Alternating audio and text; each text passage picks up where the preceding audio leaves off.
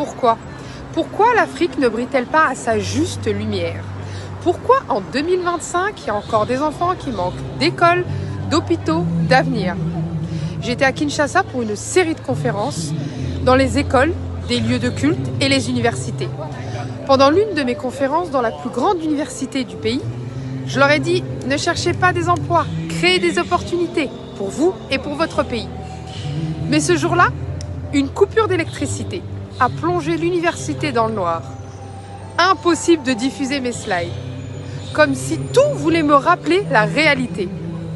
C'est leur quotidien, des pannes d'électricité, les routes impraticables, des cratères dans les chemins, des trajets de 15 minutes qui deviennent des épreuves, des montagnes de déchets, des décharges à ciel ouvert, des enfants qui jouent au milieu des ordures. Et malgré tout ça, une force immense, une dignité incroyable, une lumière qui ne s'éteint jamais. Ce que j'ai vu à Kinshasa, au Congo central, je l'ai vu aussi au Maroc, du Maroc à la Mauritanie, d'Abidjan à Nouakchott. Des peuples courageux, des femmes debout, des jeunes qui refusent d'abandonner. L'Afrique à 2 vitesses.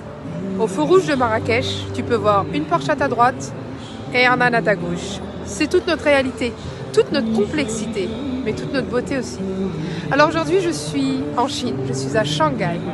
Une ville qui incarne la discipline, la vision, la transformation.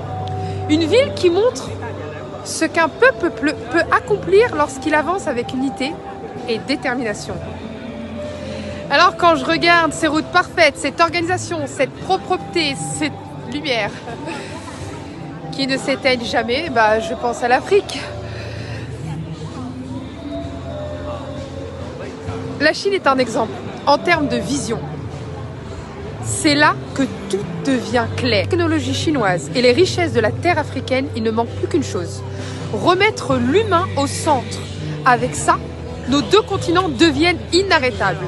Je suis ici pour apprendre, connecter, bâtir, parce que la Chine est un partenaire important de la RDC et de nombreux pays d'Afrique. Et parce que notre avenir se construit ensemble.